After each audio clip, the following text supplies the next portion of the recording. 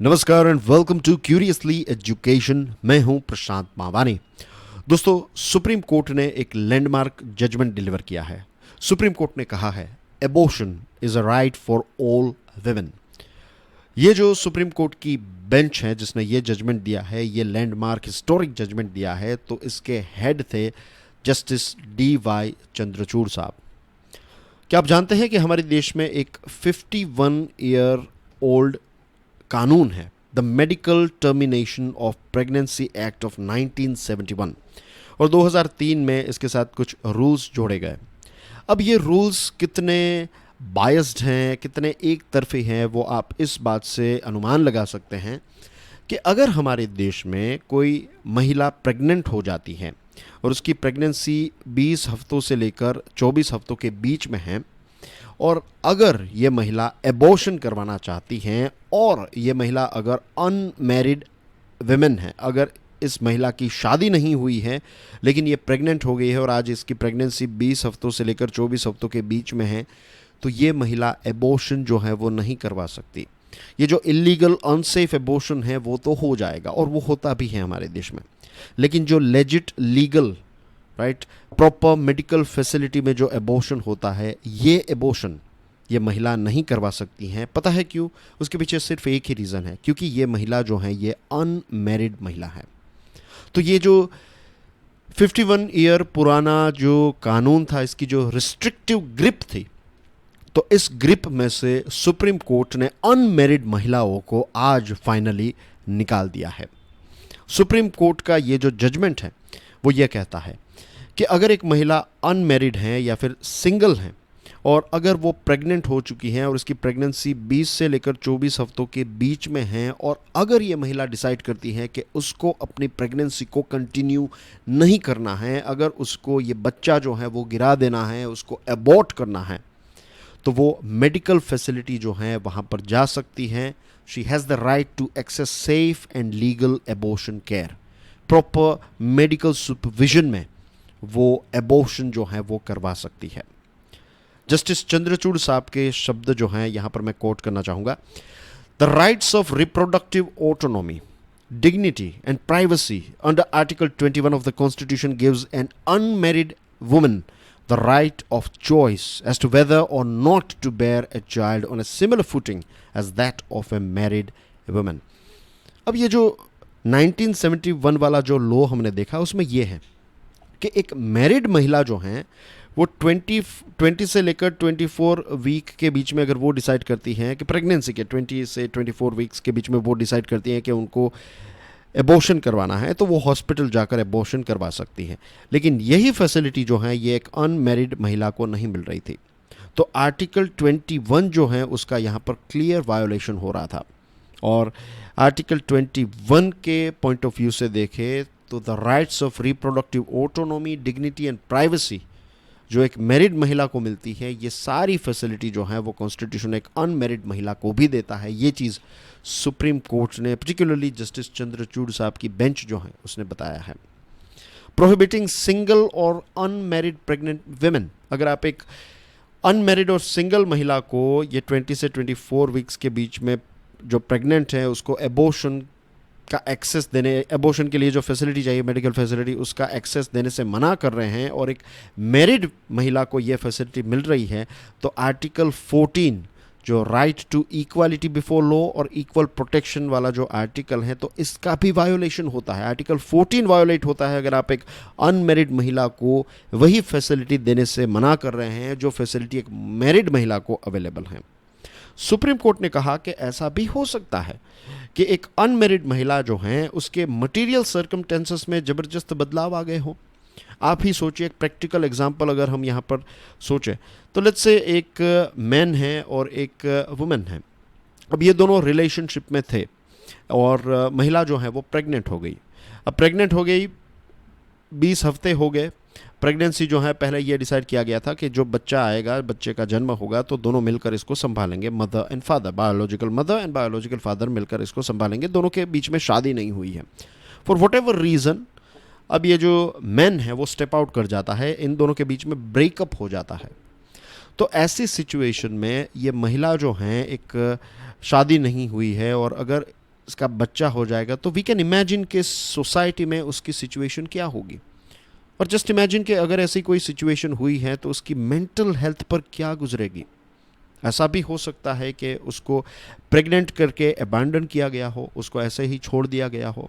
ऐसा भी हो सकता है कि उसकी जॉब चली गई हो, अब उसका हस्बैंड जो है उसका लेट्स से एक्सीडेंट हो गया और वो बेड रिडन हो गया, राइट, वो परमानेंट डिसेबल हो गया, अब वो जॉब के लिए नहीं जा सकता है, फाइनेंशियल इनकम जो है वो घर में नहीं ला सकता है। और ये महिला जो हैं वही सारी चीज़ें जो हैं वो, अब उसकी जॉब है और वही घर चलाती हैं, ऊपर से वो प्रेग्नेंट हो गई और अभी कुछ समय पहले ही हस्बैंड का एक्सीडेंट हुआ। तो ऐसे सर्कमस्टेंसेस में हस्बैंड नहीं है, लेट्स से कि उसका बॉयफ्रेंड है, they are living under living relationship जो हमारे देश में लीगल है। तो ऐसे सिचुएशन में अगर महिला की जॉब चली गई फॉर वट एवर रीज़न और अब वो प्रेग्नेंट है और वो सोच रही है कि अब अगर बच्चे का जन्म होगा तो वो इस बच्चे का पालन पोषण जो है वो नहीं कर पाएगी, तो ऐसी सिचुएशन में क्या होगा। ऐसा भी हो सकता है कि डोमेस्टिक वायलेंस जो है उस पर हो रहा हो। ऐसा भी हो सकता है कि अब जो अपना फॉर्मर पार्टनर है उसके साथ ये बच्चा जो है वो मीन्स वो शेयर नहीं करना चाहती, शेयर इन द सेंस कि बच्चे को जन्म देकर फिर बायोलॉजिकल फादर जो है वो रिस्पॉन्सिबिलिटी उठाने के लिए तैयार नहीं है फॉर वट एवर रीज़न। तो ये चॉइस जो है ये एक महिला की होनी चाहिए, ये सुप्रीम कोर्ट ने कहा है। ऐसा भी हो सकता है कि जो बच्चा है उसके पेट में उसमें फीटल एबनॉर्मलिटीज़ हों, कुछ ऐसी एबनॉर्मलिटीज़ हों जिसकी वजह से अगर बच्चे का जन्म भी हो गया तो या तो जो माँ है उसकी लाइफ ख़तरे में है या फिर बच्चे का जन्म होगा तो उसके बाद भी बहुत सारे इश्यूज़ हो सकते हैं। तो ऐसे केस में भी एक सिंगल महिला जो हैं वो एबॉर्शन करवाना चाहेगी। ऐसा भी हो सकता है कि ये जो सिंगल महिला है उसका एक्सप्लॉइटेशन हुआ हो और उसकी वजह से वो प्रेग्नेंट हुई हो। ऐसा भी हो सकता है कि कॉन्ट्रासेप्टिव फेलियर हुआ हो, कॉन्ट्रासेप्टिव पिल्स या फिर जो कॉन्ट्रासेप्टिव दूसरी मेथड्स हैं, लेट्स से कॉन्डोम, तो उसमें कोई भी फॉल्ट की वजह से अनवांटेड प्रेगनेंसी आ गई हो। तो ये सारे सर्कमस्टेंसेस जो हैं उनको देखने की ज़रूरत है, सुप्रीम कोर्ट ने ये कहा है। सुप्रीम कोर्ट ने ये भी कहा है कि there is a need to have a forward looking interpretation of the law. हमें आगे चलकर, आगे देखते हुए जो लॉ है उसका इंटरप्रिटेशन करना चाहिए। जस्टिस चंद्रचूड़ साहब ने यह भी कहा कि पेट्रियार्कल प्रिंसिपल्स से हम लॉ को नहीं बना सकते। पेट्रियार्कल प्रिंसिपल्स को ध्यान में रखते हुए हम जो एक कहते हैं ना कि सोसाइटी में कि शादी अगर नहीं हुई है तो सेक्स अलाउड नहीं है, और शादी के पहले सेक्स कर लिया और उसकी वजह से अगर प्रेगनेंसी हो गई तो फिर उस लड़की की तो आप हालत ही भूल जाइए, यू नो के मीन्स उसके साथ तो क्या क्या होगा, उसके परिवार को कैसे देखा जाएगा, कितने सारे गलत शब्दों का उस पर इस्तेमाल होगा, क्या क्या नहीं होगा। We all know how it works in our society. तो जो लॉ हैं आप ऐसे पेट्रियार्कल लॉज नहीं बना सकते कि married pregnancy he legit pregnancy है, यू नो। तो ये भी बात सुप्रीम कोर्ट ने बताई है। और सुप्रीम कोर्ट ने ये भी कहा कि 2021 वाला जो एक्ट है, medical termination of pregnancy amendment act of 2021, तो इस 2021 वाला जो एक्ट है इसने ये क्राइसिस को, अनसेफ एबॉर्शन जो हमारे देश में हो रहे हैं उसको रोकने के लिए कुछ स्टेप्स भी उठाए हैं।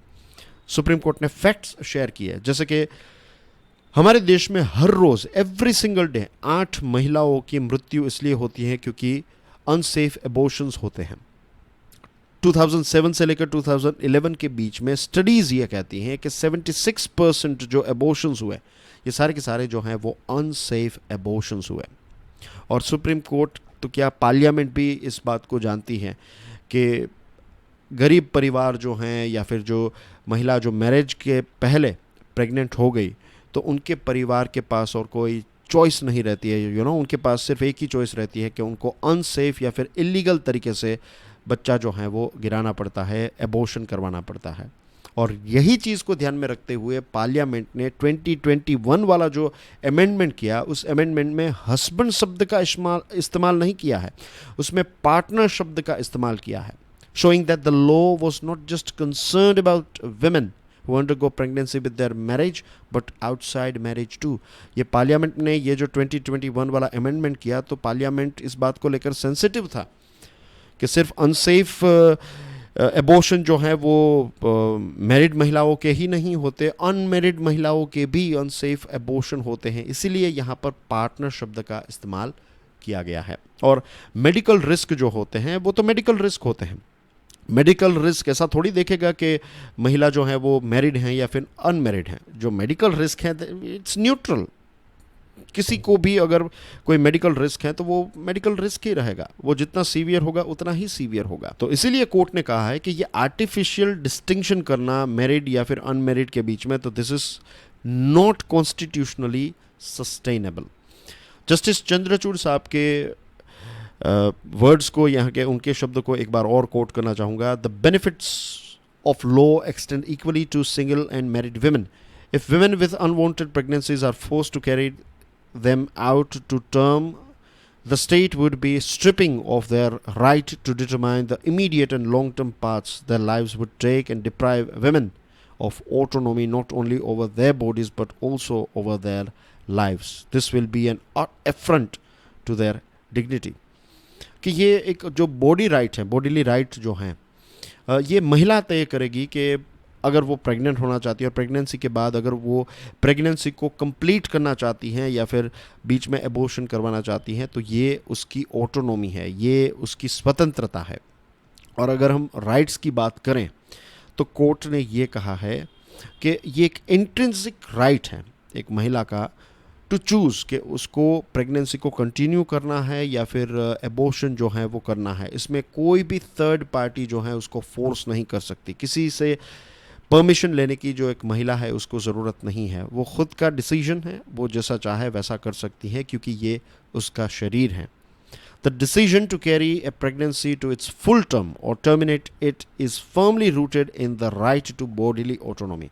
ये डिसीजन जो है, ये हमारा जो अधिकार है राइट टू बॉडीली ऑटोनॉमी, उसके साथ जुड़ा हुआ, उसके साथ रूटेड है। इसके साथ साथ सुप्रीम कोर्ट ने रिप्रोडक्टिव राइट्स जो हैं उसको सिर्फ इस बात तक लिमिटेड नहीं रखा है कि बच्चा होना चाहिए या नहीं होना चाहिए, बच्चा चाहिए या फिर नहीं चाहिए। It's not limited to that. Supreme court का देखिए आपने एक बड़ा पिक्चर जो है सुप्रीम कोर्ट ने हमारे सामने रखा है। सुप्रीम कोर्ट ने कहा है कि रिप्रोडक्टिव राइट्स जो हैं एक महिला के, it is constellation of rights and entitlements and freedoms for women. जैसे कि रिप्रोडक्टिव राइट जो है, it is also it includes access to education and information about contraception and sexual health. Reproductive right जो हैं उसी के साथ जुड़े हुए हैं ये अधिकार के उसको एक्सेस होना चाहिए एजुकेशन और इन्फॉर्मेशन का, कि कॉन्ट्रासेप्शन कैसे काम करते हैं, सेक्सुअल हेल्थ और इन सारी चीज़ों को लेकर नॉलेज होनी चाहिए उसके पास। The right to decide whether or what type of contraceptives to use, ये भी उसका अधिकार है। Right to choose whether or when to have children, क्या उसको बच्चे चाहिए, ये भी उसको डिसाइड करने का अधिकार है। और कितने बच्चे चाहिए और कब चाहिए, right, number of children, when to have children, कब चाहिए, कितने बच्चे चाहिए, ये सारी चीज़ें डिसाइड करने का अधिकार जो है वो एक महिला का है। The right to choose safe and legal abortion, ये भी उसका एक अधिकार है। The right to reproductive health care, ये भी उसका अधिकार है। Women must also have the autonomy to make decisions on these rights, free from coercion or violence. Justice Chandrachud साहब ने ये कहा है कि ये सारे जो अलग अलग राइट्स अभी हमने डिस्कस किए, ये सारे के सारे राइट्स जो हैं, इनके साथ जुड़े हुए डिसीजन जो हैं वो एक महिला ले सकती हो। This is very very important. और किसी भी प्रकार के फोर्स, किसी भी प्रकार की धाक धमकी या फिर वायलेंस जो हैं वो इस राइट को डिसाइड करते वक्त जो है उनके ऊपर फोर्स या फिर ऐसी कोई भी चीज़ का इस्तेमाल जो है वो नहीं होना चाहिए। ये टोटली एक महिला का राइट है। तो यहाँ पर सुप्रीम कोर्ट ने एक बिग पिक्चर हमें दिखाया है, right, and this is a very good stand of supreme court. एक बहुत ही अच्छा डिसीजन जो है वो सुप्रीम कोर्ट ने लिया है। आंकड़े अभी हमने देखे, हमने फैक्ट्स देखे, राइट, कि कितने 2007 से लेकर 2011 के बीच में 76% जितने अनसेफ एबॉर्शन हुए हैं।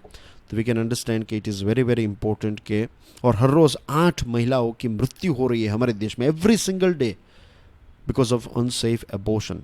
तो ये एक बहुत ही इम्पोर्टेंट डिसीजन जो है वो सुप्रीम कोर्ट ने लिया है। आज का ये वीडियो पसंद आया हो तो share it with other students, hit the like button and do consider subscribing curiously education. ऐसे और कुछ वीडियोस आपके लिए लेकर आऊँगा। Till then enjoy your studies. God bless you all. जय हिंद।